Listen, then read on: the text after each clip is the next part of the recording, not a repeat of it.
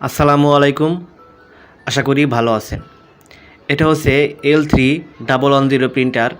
এই প্রিন্টারে পাওয়ার বাতি স্থিরভাবে জ্বলে থাকে, কিন্তু এই দুটা লাইট ব্লিঙ্কিং করে। এখন আমি কম্পিউটারের কন্ট্রোল প্যানেল থেকে দেখব সেখানে আসলে কী সমস্যা দেখায়।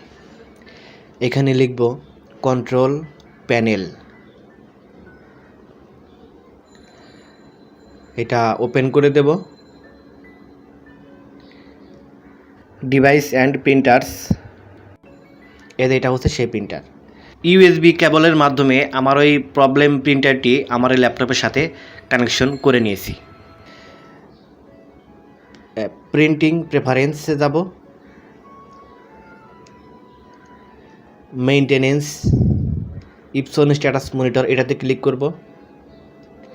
দেখুন যেখানে লেখা আছে সার্ভিস রিকোয়ার্ড প্রবলেম। এই সমস্যাটার সমাধান করতে হবে সফটওয়্যারের মাধ্যমে।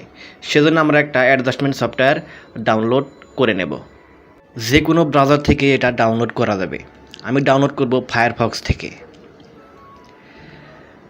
তারপরে এখানের সার্চ বারে গিয়ে লিখব ইপসন L3110 রিসেটার জিপ ফাইল।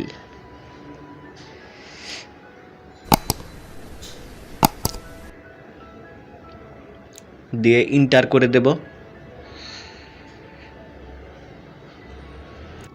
সর্বপ্রথম যে লিঙ্কটা আসছে সেই লিঙ্কটা আমরা ওপেন করে নেব। তারপরে এরকম একটা ইন্টারফেস আসবে। আমি স্ক্রল করে নিচের দিকে আসছি। যেখানে দেখা যাচ্ছে ডাউনলোড জিপ ফাইল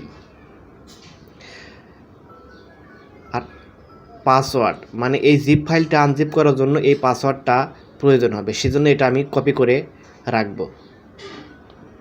এখন ডাউনলোড করার আগে অ্যান্টিভাইরাস অপশনটি অবশ্যই অফ করে নেব, কারণ যেহেতু এটা ফ্রি সফটওয়্যার, সেজন্য অ্যান্টিভাইরাস অপশনটি অফ করে রাখব এবং ডাউনলোড কমপ্লিট হওয়ার পরে এটা আবার অন করে দিলে সমস্যা হবে না।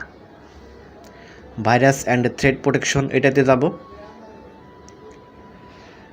একটু নিচে লেখা আছে ম্যানেজ সেটিংস, এইটাতে যাব। তারপর রিয়েল টাইম প্রোটেকশন, এটা এখানে অন আছে, অফ করে দেব। তারপরে নিচে নোটিফিকেশনে চেঞ্জ নোটিফিকেশন সেটিং, এটার ভিতরে যাব। এখানে এটা অন আছে, অফ করে দেব। তারপর নিচের দিকে এগুলো অন আছে, অফ করে দেব। মোট কথা এখানে যা যা আছে সবগুলোই অফ করে দেব। এখন এটা ডাউনলোড করে নেব। হ্যাঁ, এটা ডাউনলোড হয়ে গেছে। এখন আমরা ফাইলটা ওপেন করে নেব। ওপেন করার পরে এটা আনজিপ করে নেব। আনজিপ করার জন্য এখানে পাসওয়ার্ড চাইছে, যে পাসওয়ার্ডটা ওখানে আমরা কপি করলাম সেটা চাচ্ছে। এটা আমি আবারও কপি করে নিলাম। কপি করে নিয়ে পুনরায় যেখানে পাসওয়ার্ডটি চাচ্ছে সেখানে বসিয়ে দেব।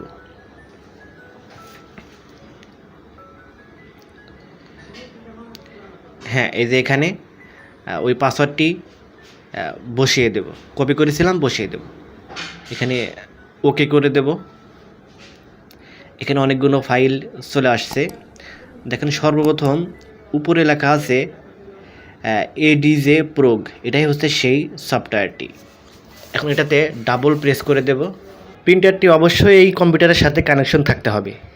এই সফটওয়্যারটি ওপেন হয়েছে, মানে সার্ভিস রিকোয়ার্ড সমাধান করার জন্য যে অ্যাপসটা লাগবে সেই অ্যাপসটা এখন ওপেন হয়েছে। সেটা সমাধান করার জন্য ওয়েস্টিং প্যাড এই অপশনের ভিতরে যাব। তারপরে চেক, এটাতে ক্লিক করে দেব।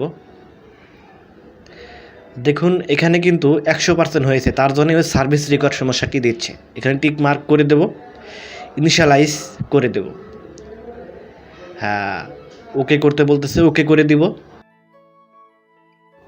প্রিন্টারটি অফ করতে বলছে, আমি এখন প্রিন্টারটি অফ করে নেব। এই যে আমি প্রিন্টারটি অফ করে দিলাম। তারপরে ওকে প্রেস করে দিলাম। ইনিশিয়ালটি প্রপারলিভাবে হয়েছে তার একটা মেসেজ দিচ্ছে। এখন আমি প্রিন্টারটি আবারও অন করে দেব। এখন আপনি খেয়াল করে দেখেন প্রিন্টারের শুধু পাওয়ার বাটনের লাইটটি জ্বলছে, কিন্তু আগের মতো দুটা লাল বাতি কিন্তু জ্বলছে না। মানে সার্ভিস রিকোয়ার্ড সমস্যা সমাধান হয়েছে। দেখুন প্রিন্টার এখন রেডি মোডে চলে আসছে, কোনো লাল বাতি নেই, সার্ভিস রিকোয়ার্ড সমস্যা নেই।